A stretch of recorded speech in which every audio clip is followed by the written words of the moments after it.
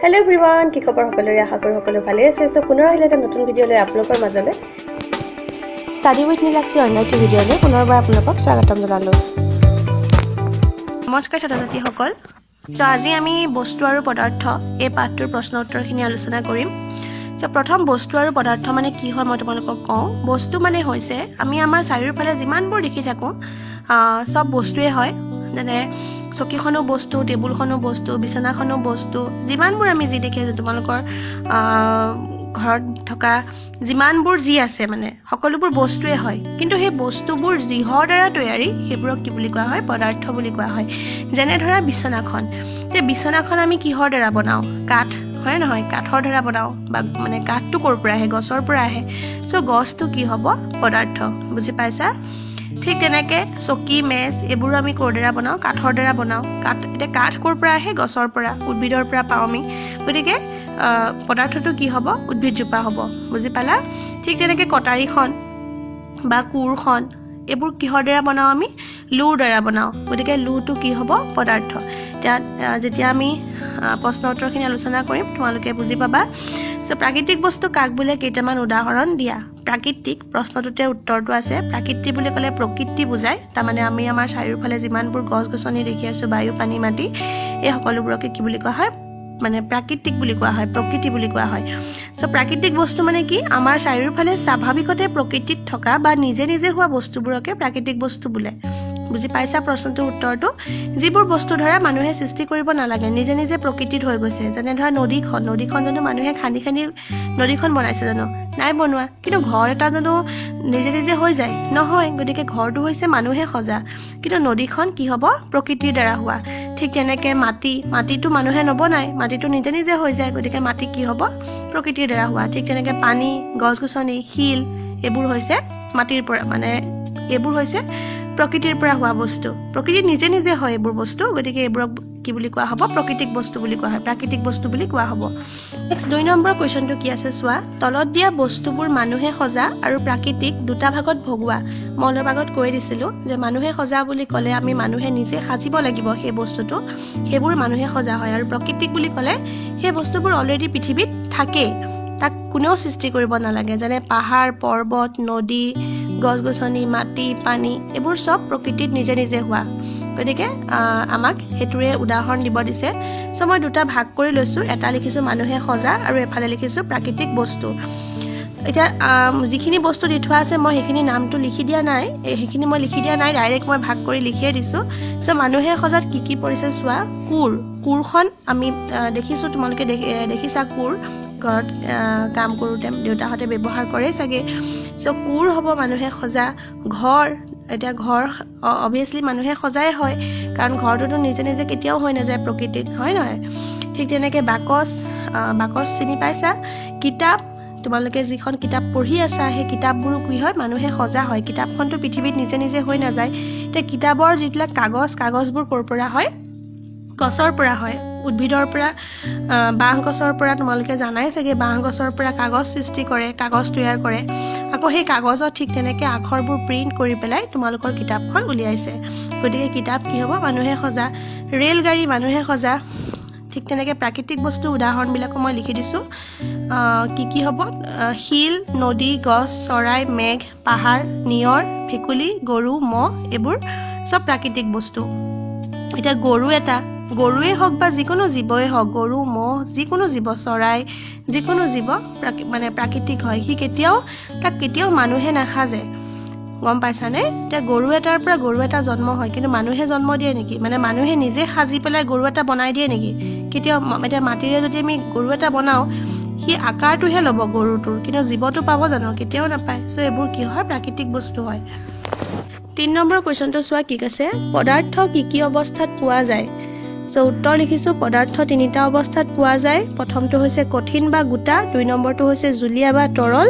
আৰু 3 নম্বৰটো হৈছে গেছীয় অৱস্থা নেক্সট কোৱেশ্চন আছে 10টা কঠিন বস্তুৰ নাম লিখা কঠিন মানে হৈছে টান বস্তু যিবোৰ বস্তু আমি চুলে টান অনুভৱ কৰো যিবোৰ বস্তু ভাঙি নাযায় পটককে সেইবোৰ হৈছে কঠিন আকৌ জুলীয়া বুলি ক'লে যিবোৰ পনীয়া হয় যেনে পানী এবিধ তৰল পদাৰ্থ সো পানীটো কি হ'ব জুলীয়া হ'ব আৰু গেছীয় মানে যিবোৰ ভাপ হৈ উৰি যায় বুজি পাইছা যিবোৰ কোনো আকাৰ নাই যিবোৰৰ কোনো আয়তনো নাই যিবোৰ আমি দেখা নাপাওঁ সেইবোৰ হৈছে গেছীয় অৱস্থা গেছীয় অৱস্থাত থকা বস্তু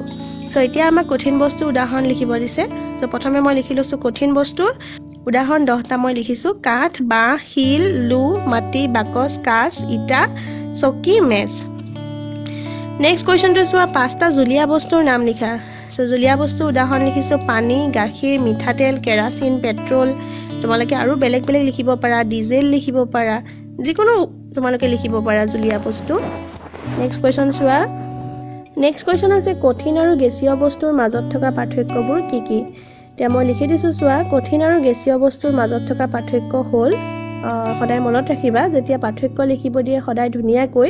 দুটা ভাগ কৰি লবা পেন্সিলেৰে দুটা ভাগ কৰি লবা আৰু ভাগ কৰি পেলাই এনেদৰে মই লিখাৰ দৰে লিখিবা আৰু তেতিয়া দেখিও বহিখন ভাল লাগে আৰু নম্বৰটো দিবলৈও ভাল লাগে তো কঠিন বস্তু আৰু গেছীয় বস্তুৰ পাৰ্থক্যকেইটা মই লিখি দিছো চোৱা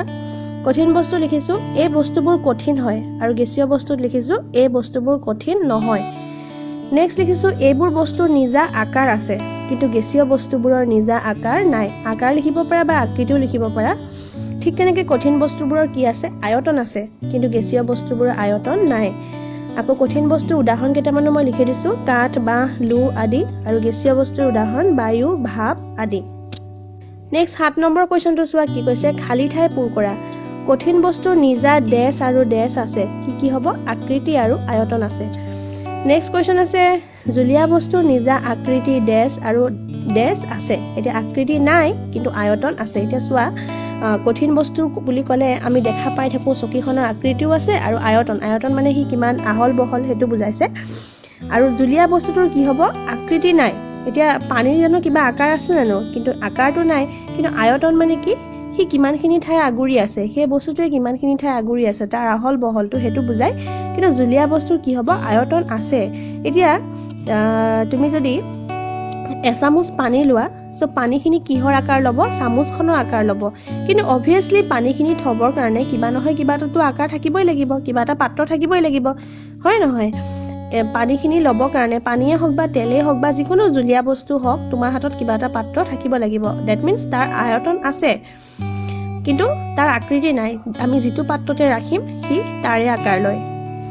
গটো চোৱা গেছীয় বস্তুৰ নিজা আকৃতি আৰু আয়তন নাই গেছীয় বস্তুৰ একোৱে নাই আকৃতিও নাই আয়তনো নাই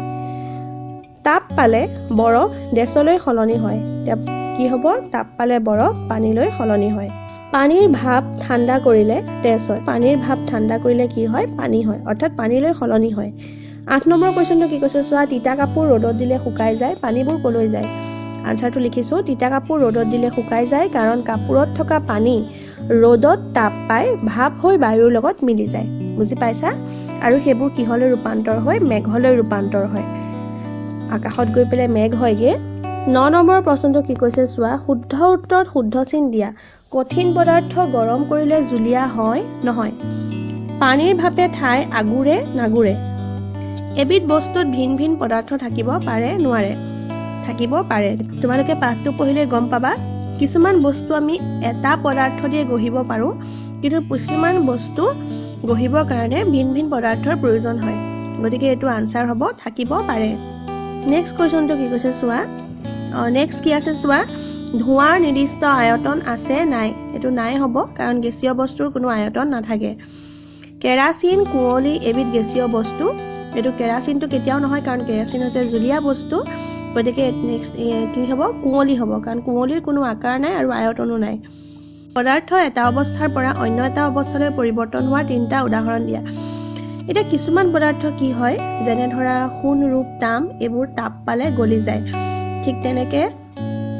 যদি ঘিউ দেখা তোমালোকে ঠাণ্ডা দিনত ঘিউ দেখা বা নাৰিকল তেল দেখা পোৱা এইবোৰ কি হয় গুট মাৰি থাকে বা বাটাৰ দেখা এইবিলাক কি হয়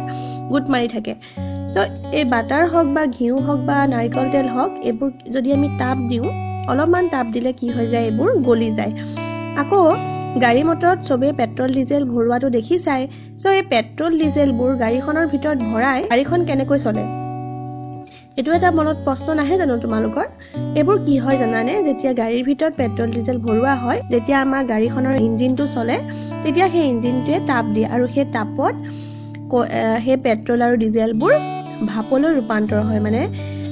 গেছীয় অৱস্থালৈ ৰূপান্তৰ হয় আৰু সেই গেছীয় অৱস্থাতে গাড়ীখন সেই ভাপৰ জোৰত গাড়ীখন চলে ঠিক তেনেকৈ তোমালোকে কেৰাচিন দেখায় কেৰাচিন জুইত দিলে কি হৈ যায় ভাপ হৈ যায় গেছীয় অৱস্থালৈ ৰূপান্তৰ হয় সো আমাক তেনেকৈ তিনিটা উদাহৰণ লিখিব দিছে মই লিখি দিছোঁ চোৱা জাৰ কালি ঘিউ নাৰিকল তেল আদি গোট মাৰি থাকে তাপ দি এইবোৰক তৰল আকাৰলৈ নিব পাৰি মম তপতালে জুলীয়া অৱস্থালৈ আহে একেবাৰে সহজ এইটো দেখা পায়ে থাকা কোন ৰূপ টিন আদি পদাৰ্থ অধিক তাপ পালে জুলীয়া অৱস্থা পায় নেক্সট কুৱেশ্যনটো চোৱা নেক্সট কুৱেশ্যনটো কি আছে চোৱা পদাৰ্থ কাক বোলে উদাহৰণ দি লিখা মই হেডিং কৰি লৈছোঁ পদাৰ্থ বস্তুবোৰ যিহেৰে তৈয়াৰী তাকে পদাৰ্থ বোলে যেনে দা কটাৰী কোৰ আদি লোৰে তৈয়াৰী চকী মেজ বিচনা আদি কাঠেৰে তৈয়াৰী সো তোমালোকৰ পাঠৰ বাহিৰৰ প্ৰশ্ন এইকেইটাই আছিলে আৰু মই পাঠৰ মাজৰ প্ৰশ্নবোৰ দুটা লিখি দিছোঁ চোৱা প্ৰথমটো আছে আয়তন কাক বোলে সো বস্তু এটাই আগুৰি থকা ঠাই পৰিমাণকে বস্তুটোৰ আয়তন বোলে আৰু নেক্সট হৈছে দৃঢ় বস্তু কাক বোলে বা তোমালোকে ঠুনুকাও শুনিব পাৰা ঠুনুকা হৈছে যিবোৰ বস্তু একদম পটককৈ ভাঙি যায় আৰু দৃঢ় হৈছে যিবোৰ বস্তু সহজে ভাঙিব নোৱাৰি তেনেবোৰ বস্তুক দৃঢ় বস্তু বোলে যেনে কাঠ শিল লো বিলাতী মাটি আদিৰে তৈয়াৰী বস্তু সো এইখিনিয়ে আছিল তোমালোকৰ আজিৰ প্ৰশ্নাৱলীৰ প্ৰশ্ন আৰু মই দুটামান ভিতৰৰ কুৱেশ্যনো লিখি দিলোঁ সো ইয়াৰ লগতে মই আজি ভিডিঅ'টো সামৰিছোঁ ভিডিঅ'টো শেষলৈকে চোৱাৰ বাবে বহুত বহুত ধন্যবাদ পুনৰ আহিম ইয়াৰ পিছৰ বিজ্ঞানৰ পাঠ এটা লৈ পেলাই তেতিয়ালৈ ধন্যবাদ